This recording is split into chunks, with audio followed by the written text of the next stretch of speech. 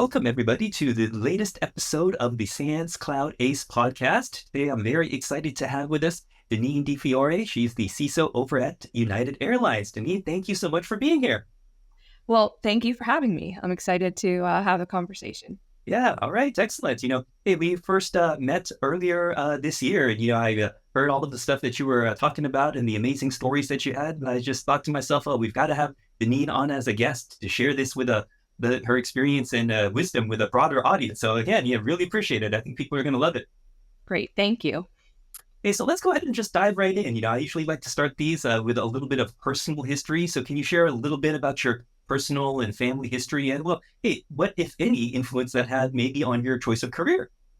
Sure. So, I grew up in I'll say a big family. I'm the oldest of 5 kids. So always had my siblings around and lots of family and friends. So definitely had an impact on me and my approach to people and interaction. So I like to make sure that I know people, understand people, and I kind of thrive off of that as well too. So definitely influenced me in the way I kind of approach things. I wouldn't say that it influenced my career choices so much, but definitely had an impact on the approach that I take in kind of not just my day-to-day personal life, but how I approach leadership and building relationships and gaining trust with folks. It definitely shaped me in that way. Yeah, it makes a lot of sense. Now, did you always know that you wanted to get into technology?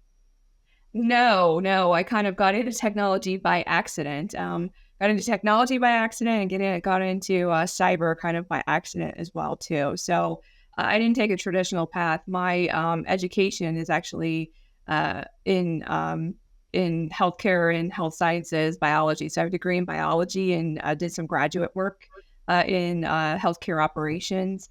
And as luck would have it, we were, during one of my internships or externships, we were looking at changing over to a technology system from a lot of paper-based processes. And I really liked the technology aspect, implementing the technology and understanding how the technology could enable the business processes a lot more than running kind of the operational stuff.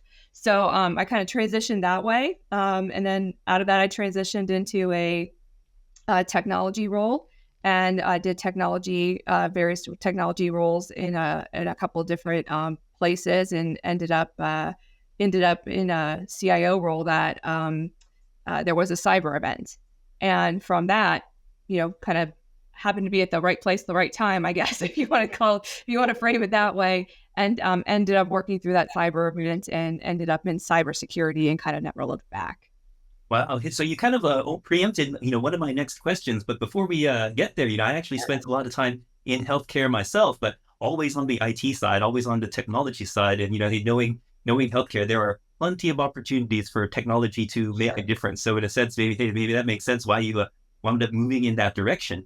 And, in terms of kind of that CIO role that you had, you just described, well, maybe why that led you to getting into security specifically. But I guess, before that event, how long were you in that CIO role or kind of in technology more broadly? Sure. Yeah. So I started, I kind of started early career in a technology role, doing everything from infrastructure, like hardcore infrastructure, like Linux and Solaris type of system admin roles to middleware to application, but just kind of across the gamut. I tried to understand a little bit and get a gain experience across the board of different types of technologies. So I was in that kind of track for a while. I ended up getting a pretty, great opportunity at GE to lead a team of IT professionals that was transitioning, setting up the IT strategy for a new kind of business unit at GE. If you're familiar at all with GE, there's now that they're separate 3 business units, and they're splitting off nowadays. But back in the day, there was 9, 10, 12 business units, all these, big conglomerate. And we were always kind of reorganizing and moving around businesses and merging acquisitions and things like that. So I got a chance to lead a technology team and set the IT strategy for one of those reorganizations. And then through that program, ended up getting a CIO role after kind of creating the strategy around technology approach as well as organizational strategy to support the new business unit. Very cool. So you're doing that for a while. You're enjoying yourself. Sounds like a lot of fun building out that area. Then the event happens, the incident happens, and you're not in security proper at that time. So what did it look like? How did that transpire? How did you get pulled in? And kind of did you wind up doing more of the security stuff than you expected? And then that's what led into it.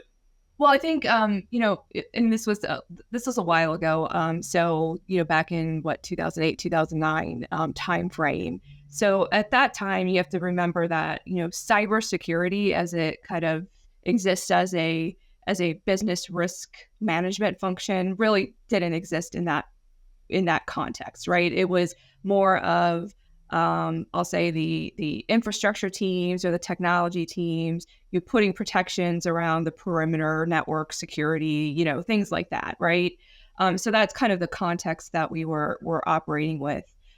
When we did get notification of the event, I had to work and partner with those technology teams, but it was really around what I kind of thought was really interesting and kind of it kind of hooked me, right?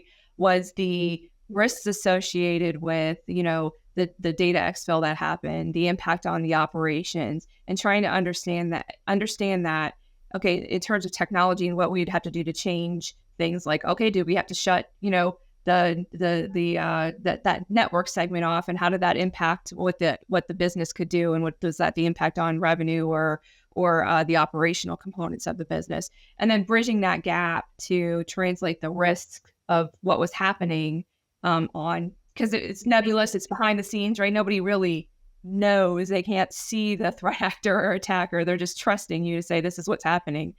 Translating that and really telling the story and articulating that in a manner that the business could understand it and then make the appropriate decisions so they could be resilient and get back to normal operations. So that's kind of what hooked me. And it was really, really kind of eye-opening to go through, the incident response, the business risk management, and even some of the, I'll say, regulatory and law enforcement, kind of discussions that were happening at that time. So it was really interesting, a lot different, I'll say, approach to it from a technology leadership standpoint and a different lens to look at what you're doing. So I really enjoyed that and kind of said, this is something probably that's going to be more, a skill set and a capability that we're going to have to lean into. And lo and behold, look where we are today.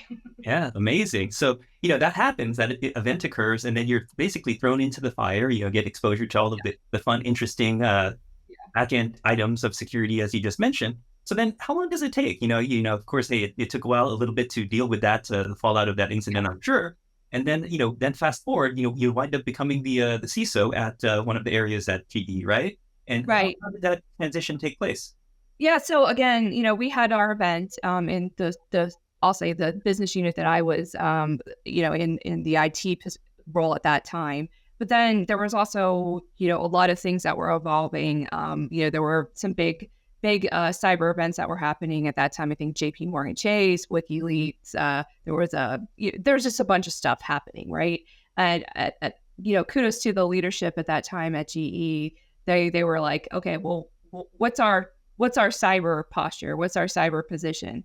And again, we had the technology piece of it back in the technology organization, but it needed to be kind of brought up to the front and really build that capability across our company. So, of course, being in the spotlight a little bit there around going through those events, I was kind of tapped on the shoulder to help build that capability out at GE. Yeah, well, hey, that's great. So, you had buy-in from the very beginning in terms of leadership's understanding of the need for it. Now, I believe, hey, so you were the CISO, CTO, and I believe Chief Product Security Officer at GE Aviation. Now, Yes. this is all at a time when, the landscape, as you said, is changing, but the business is changing, but the technology is also changing with cloud adoption. So all these confluence of different factors. So what was that journey look like? What was that journey like, and how did that look? Yeah, so that was a really interesting time. We were one of the first companies to really go cloud, like cloud first, right on Remember that? an industrial scale. So it was a I learned a lot, and it was around two things, right? I'll say two dimensions. Not only from the internal kind of enterprise, the way we would have to approach IT differently and IT security differently and cybersecurity differently within the cloud landscape, because you do have to think about the instrumentation, telemetry, the way you apply controls and the way you validate controls very differently than what we had done before, right? We had much more control when it was data center on-prem. You could secure the perimeter and do like that, a pretty solid, pretty, I'll say, clear defense in depth strategy. When you move to cloud first, you're giving a lot of the responsibility and accountability to instantiate those security controls, at the app dev team, in the app dev teams, and even in the, I'll say, consumerization of that technology. So changing the way that we had to think about technology, even partner at that time with with some of the web services companies that were kind of developing their technologies, from colos to what we have today. It was like that evolution, so that was very interesting to be on the forefront of that.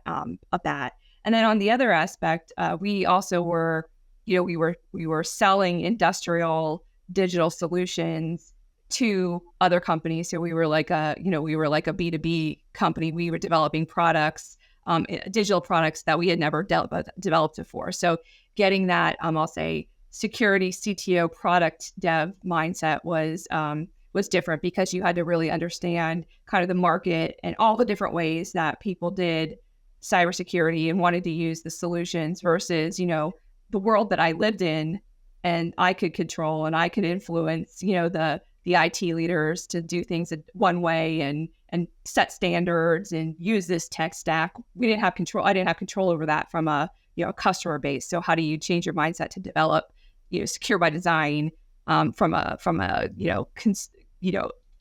many organizations to consume? So really, really interesting time. I learned a lot. And you mentioned a key word there is, I think is mindset. And, hey, keep me honest here. Am I remembering it correctly? That was it the GE CEO at one point that said, hey, look, everybody in some Yeah. form or fashion is going to become an engineer. Now, Yeah. I don't think he really meant that, hey, everybody's going to be writing code per se, but, it'd be that mindset, right? That you're really talking about Yeah. the shift to cloud. Yeah. Yeah. I think he also said, like, every company will be a software company in some sense. Like, you wake up, you go to bed an industrial company, you wake up a software company, a digital company. And to some sense that is true. The technology and digital is in any aspect of any operation today, and really gives you the capability to scale and do things that you haven't been able to do before. So making sure that's a secure, trusted experience across your digital properties is really, really key, I think, to enabling any business. So it's exciting to be in a CISO role, and continuing to make those things happen. One of the biggest challenges I think, as a former CISO myself and talking with other friends and colleagues that take on new opportunities and new businesses that they haven't been in, one of the hardest things I think is for CISOs to truly kind of understand the business. How does it work? And what are the key strategic objectives? And, you mentioned this earlier, is GE itself is a combination of many different businesses. And, there might be some common themes, but with aviation and industrial and energy and so on. At your time there, how did you see, what were some of the key differences across those business units? And were they informed by different threats, or, were there different business drivers? Yeah. Oh, I need to tweak my program this way. Yeah, and again, when we worked as a CISO council a lot of the times from the different business units, because we all had to, we wanted to leverage synergies and capabilities and be effective and efficient and get the best outcomes at an accelerated pace, right? But we all had a little bit different priorities and threats, that we had to consider. So myself being in aviation, I was a large defense contractor, aerospace and defense contractor, the largest in the GE portfolio.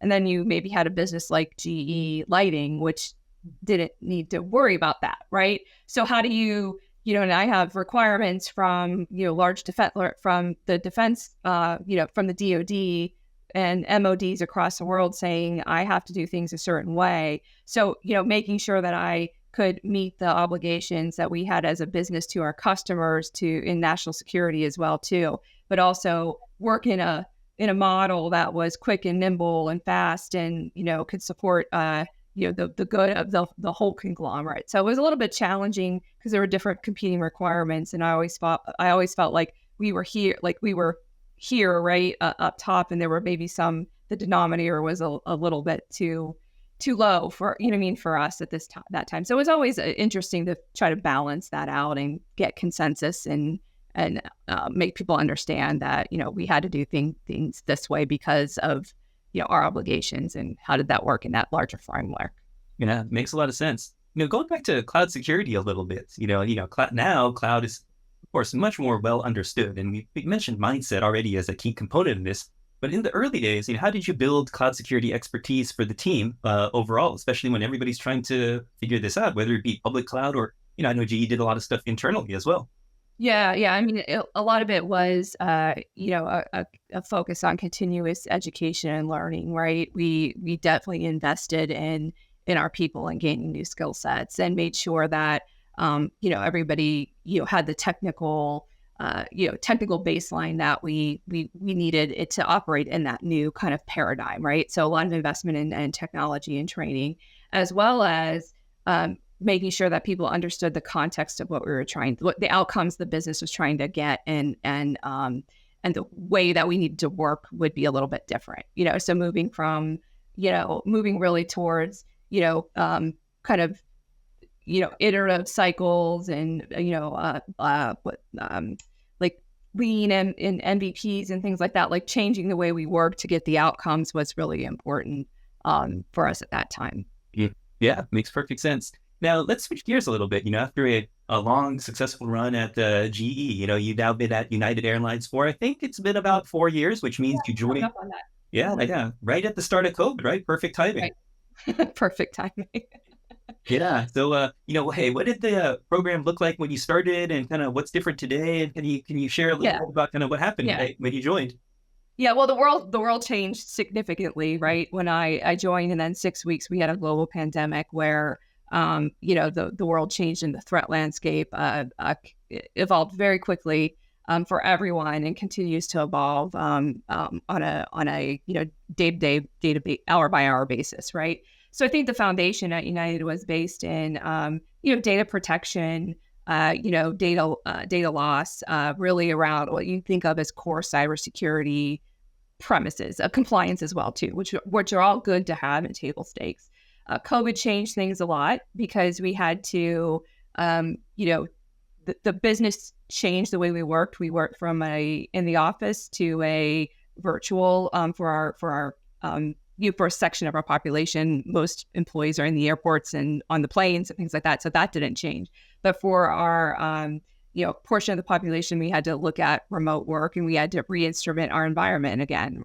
It was, when you're trying to have everything go through the data center, you have a certain way of securing, and certain tools and technologies in a security architecture that works. When you're looking at cloud adoption, SaaS, remote working solutions, it's a different architecture and paradigm. So we had to quickly shift that over. The other thing that changed a lot was the way we interacted with our customers. So, we were leaning into digital capabilities, self-serve capabilities. So we had to think about what our digital solutions looked like, and the security requirements that were needed to support those outcomes. We were even trying to do things that we hadn't done before as an airline, right? We were handling information like COVID test results, and immunizations uploaded in our app that was healthcare information that we never, as any airline, had to deal with, right? So how do you create a security framework that protects the information in the manner that's trusted for that type of data, right? It's not just your name and passport information and address or credit card. It's now people's health information, which gives it a different spin. So we had to create a security framework that would enable us to do that, and and create the travel ready center that let our customers get that information and be on their way in a manner that was really convenient for them, and differentiated us for that safe travel experience. So we had to continuously evolve, right? And then the threat actors are continuously evolving. You went from, I'll say the main, like, of course there were nation states and hacktivists and initial access brokers and all that kind of stuff, right? That there, but cybercrime, fraud, all that stuff was there.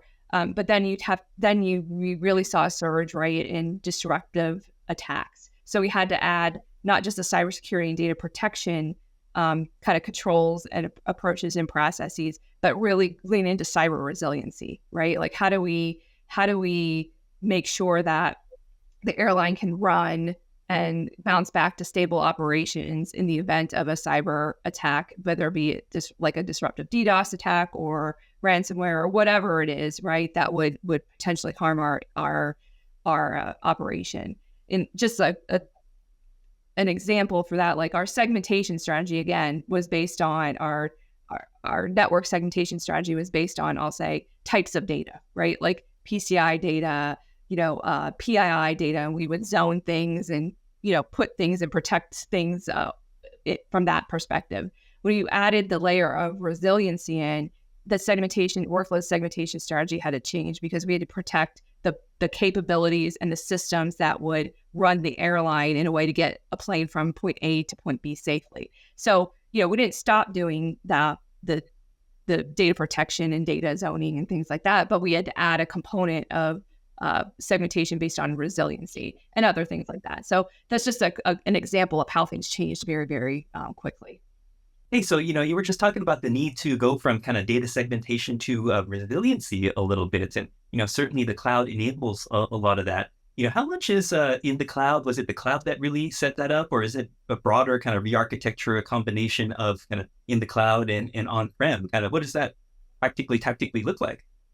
Yeah, so I think it's a hybrid strategy. I mean, just the way the airline works, right? There's a lot of there's strategy to, I'll say, go cloud first where we can, but there's a lot of, I'll say, systems that have been in place for a long time that it's going to take a little bit of time and effort to get where we want to be. But the goal is to, get to all of our systems and workloads in the cloud. So cloud definitely enables a different, I'll say, approach and dynamic approach to cybersecurity. So being able to keep up with changes and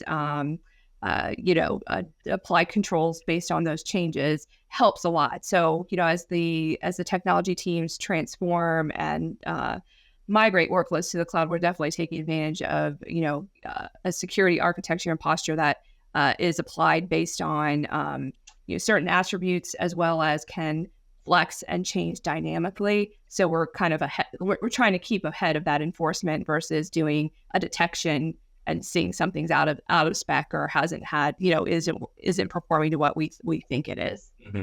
Yeah, great. Makes a lot of sense. Hey, let's switch gears a little bit away from the technology and, talk a little bit about kind of what works from an overall leadership perspective. And can you give some examples of what's worked best in communicating to leadership and the board about kind of the value that the security program is adding? Sure, absolutely. And I think it's really important that, all kind of technology leaders, particularly cybersecurity leaders, can have that value story and communicate in a way that resonates with their stakeholders and their leadership.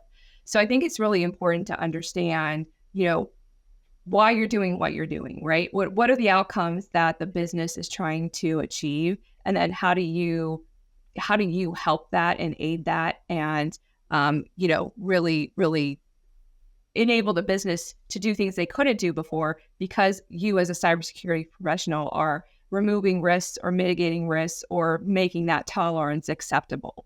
So I think about, examples like, customer identity. Customer identity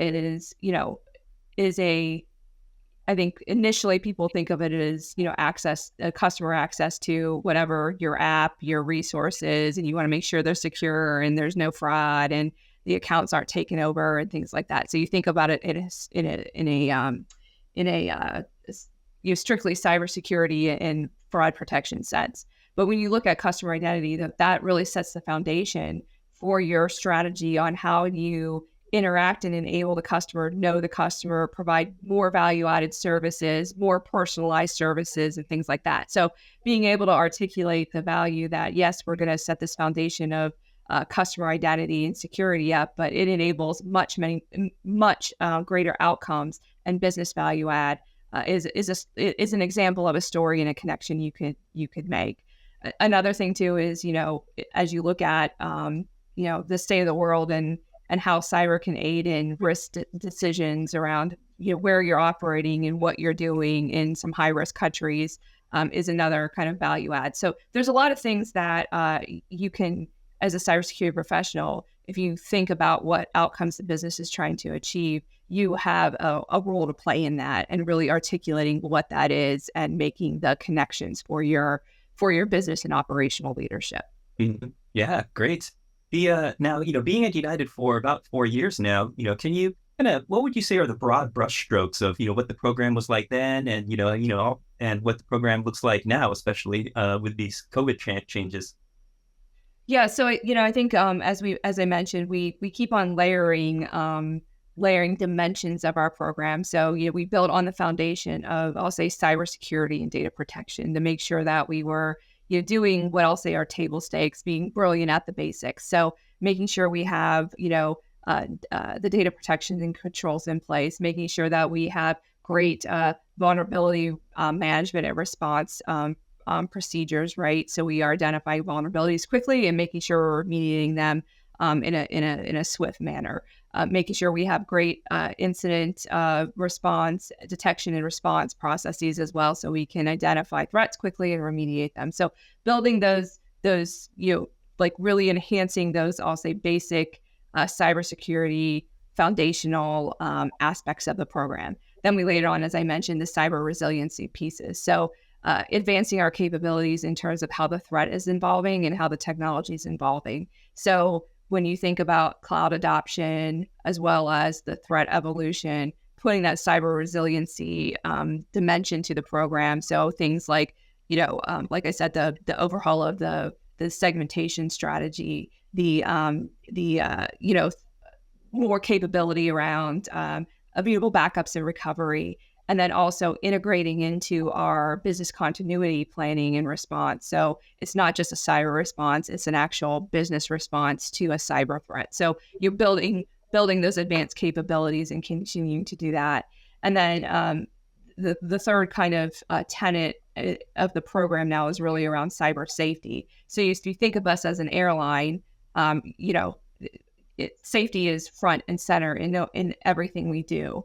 So how do we make sure that we have a program, and we are building out a program as our fleet changes for all the e-enabled and connected aircraft and ground information systems, that they're secure and safe, in terms of flight safety and continued airworthiness, as well as the component of cyber safety that extends to all employees, particularly our frontline employees. How do they interact with technology, just like they interact with other tools and processes and services from a safety perspective? How do they interact with technology in a cyber safe manner? So it's really kind of evolved from cybersecurity to adding cyber resiliency to adding cyber safety. So it's an evolutionary strategy, but we're still working on it, and we continue to add capabilities and enhance our baseline information, kind of raise the bar, add capabilities, and make sure that the business is safe and secure as they enable new outcomes. Yeah, great. And tying that back to kind of the board and senior level communications, it seems like, hey, if you're talking about resiliency and safety and things that matter to the business, and keeping passengers safe, that's kind of the story kind of tells itself in a sense, right? You don't need to talk about all the technical details. Right. Yeah, and I think as you're having those conversations with your leadership and the board, I mean, they don't really want to know how many vulnerabilities and like what the count is and what the critical high flaw ratio is. Like they don't really want, like, you're there, you got that, you're managing that from a day-to-day perspective. What they want to understand is, like, they want to understand the impact to the overall financial stability, operational stability of the company, and then how you're kind of managing that to make sure that the impact is as minimal as it is if there was something to happen. Yeah. All right. Hey, well, moving on here, we'll switch to talk about something else. You're the chair of the aviation ISAC. And Yeah. yeah, can you tell us a little bit about what the organization, the charter is, what it's focused on, and kind of your Sure. focus there, your role there?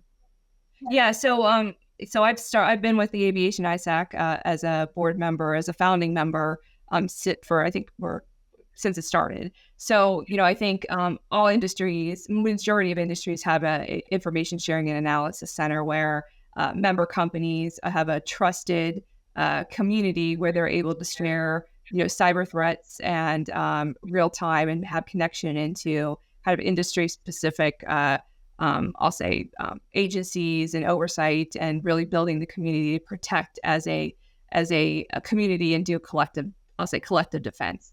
So it's important for us as the aviation, especially in aviation, because we don't operate standalone. Everybody uses airport infrastructure and technology and networks. Our assets and our crews, our physical assets, our planes and our people go from place to place. They could be in New York, and 6 hours later they're in London, right? And our planes are the same way. So we have to make sure that as we look at the overall ecosystem of aviation, we have a mechanism to share threats dynamically and quickly, and then we have a place to report vulnerabilities where we need to, and then make sure that that's all kind of done in that trusted community. So the aviation ISAC plays a key role in that, and has for years. And just like in other industries, as you mentioned, the FSISAC for financial services, a lot of times what happens in the HISAC from a healthcare perspective is that, one of the members of the ISAC might see an attack against them, Right. and, might see some indicators and share that and say, hey, if something's going to hit the financial services, Yes. one company, it'll likely hit another. Is that a key element of kind of what your team is looking at as well? Oh yeah, I mean, again, we make sure that we share threats appropriately and kind of in real time as fast as we can. Because again, if an airport is experiencing something, there's probably another airport that's going to experience it. Or if one airline is targeting, there's probably already happening to another airline. So we make sure that we are collaborating and sharing that information so we can all put the proactive and preventative measures, or at least beyond the kind of the shields up approach, right, when we need to. So that's definitely a key tenet of how we operate with the ISAC. All right. Now, also, you're also on the board of a publicly traded company, and I know a lot of CISOs who are looking for similar opportunities, but they don't necessarily maybe fully get the amount of work, the homework, the responsibility Yes. that comes with it. And I guess multiple questions here, but first, kind of, what's the background? How did this role come about? Yeah, I think like other opportunities, right? I think as you put your name out there and build your brand and you showcase your expertise, people take notice, right? And these opportunities, you're gonna get it. You're gonna get an opportunity for a board position through probably an executive recruiter or a networking opportunity. You're not going to apply for a board positioning, on board, whatever those applications are. You're not going to apply for one and get one. That's not really the way it works. So you do have to have a network and put your name out there and express interest. So, mine came through one of those. Someone had known me and recommended me, and had the conversation that way to see if it was a fit. So that's how it came up. But I think people need to understand that it's not like you have to, like, board positions are really around that. If you get them, they're through your network. Yeah, that's yeah, exactly. And yeah, that's definitely the common reality. And Yeah. for these anybody considering these roles, kind of what advice would you have for CISOs, especially when considering such opportunities? What should they do to kind of get ready for that possibility?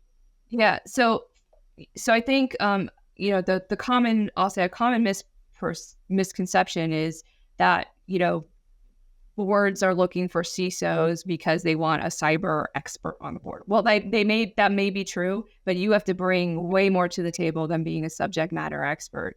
You need to demonstrate that you understand corporate governance, operational, like if you've had operational responsibilities, if you've had product development or P&L responsibilities, right? Like regulatory, in regulatory experience in shaping policy and lobbying for policy and things like that. So you have to have a well-rounded, I'll say, business acumen in addition to being, a great risk manager and an operational CISO. You're not going to get on board because you're an operational CISO. You're going to get on board because you have all that other stuff that is that I mentioned, right? And I think that's really important for people to understand that. And if you don't have that, look for experiences that can stretch you and give you, exposure to some of those skills and capabilities I mentioned. And exactly. I mean, we see those the headlines that say, "Oh, boards may look for or may be required to have a security expert," but they're not looking for that technical security expert to join the board, right? It's a much bigger picture that the potential candidate needs to be aware of. So yeah, that makes perfect sense. Yes. Yeah. And the other thing I would say too is it is it is work, right?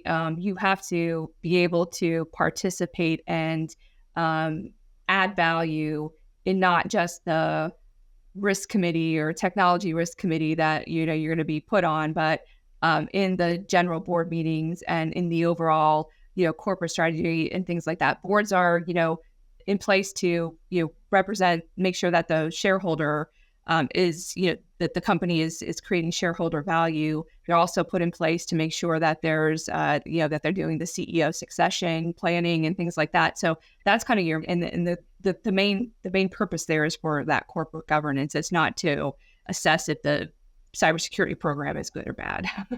Yeah, exactly. Is there a kind of rule of thumb in terms of kind of how much time, work, effort, homework that it takes to get ready for this? Because like you said, it's understanding really the business, and a lot of that is financial statements and strategy and everything, all the different areas.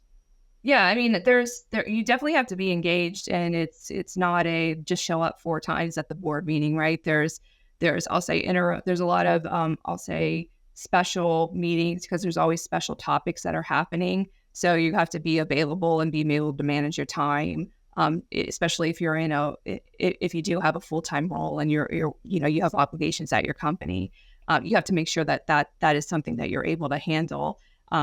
When you're prepping for the board meeting, there's a probably several 100-page packet that comes out that you have to run through and figure it out. And if you don't know things, you're going to have to set up time with the company's CFO and say, walk me through this. I don't understand this. Why is this metric look like this? And I'm used to that.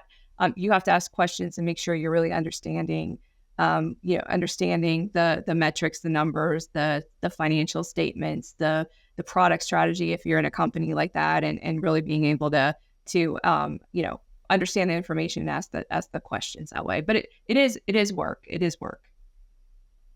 Great. Yeah. Great tips. Great tips. Before we close things out, let me go ahead and, give you an opportunity to ask a reverso question, anything that you might like to ask me. Sure. So I'm going to just go off topic. I'm not going to talk about cyber or anything like that. I would ask you, if you could do anything else, like what job would you have? Like if you said, I could do anything anything I wanted in the world, what job would you have? Oh, I love it. I love it. I love it when people go off technology and off security. Now, when I was in high school, I had what I considered at my time to be a dream job of working at a comic book store. I convinced the owner of my local comic book store to give me a job. I basically went in, almost every day and kind of begged him, and I finally wore him down. So of course, that's still no longer my dream. Now, fast forward to today, I think it would be something along the lines of, I love spirits and cocktails. And, it might be something like learning how to distill tequila or make amazing tequila, right? Just not from a mass production perspective, but just from a taste and flavor perspective, and to be able to figure out, what are the different elements of the process, from kind of the harvest and the growing of the fruit and all of that, to how it's processed and how it's cooked, all the way down to fermentation and then eventually distillation and aging in the barrels. So, and how all of those various factors influence the flavor profile that comes out. So something along those lines, I think would be super fun, or something in that industry. Oh, great. That sounds fun. That's great. Well, if you ever happen to do that, I will invite me to a tasting, please. Awesome. Yeah, great, great. Now, well, hey, now you got me curious. What's your answer to that question? So I would say like was always a huge fan of Anthony Bourdain, and the way he got to travel the world, and travel the world, see great places, see different cultures, meet different people, and eat amazing food. I would love to do and write about it, right, and document it. I would love to do something like that. So that would be my dream job. Amazing. Well, hey, it's a good combination here with food and spirits. So, Yeah, hey, I think we can do something together in our next yeah, lives. collaboration for sure. Yeah. Well, hey, Deneen, this was great. I want to thank you so much for joining everybody. This was Deneen DeFiore from United Airlines, and Deneen, really, really appreciate it. Thanks, Frank. It was great to be there. I enjoyed the conversation. All right, take care. Talk to you next time. Bye, bye, everybody. Okay.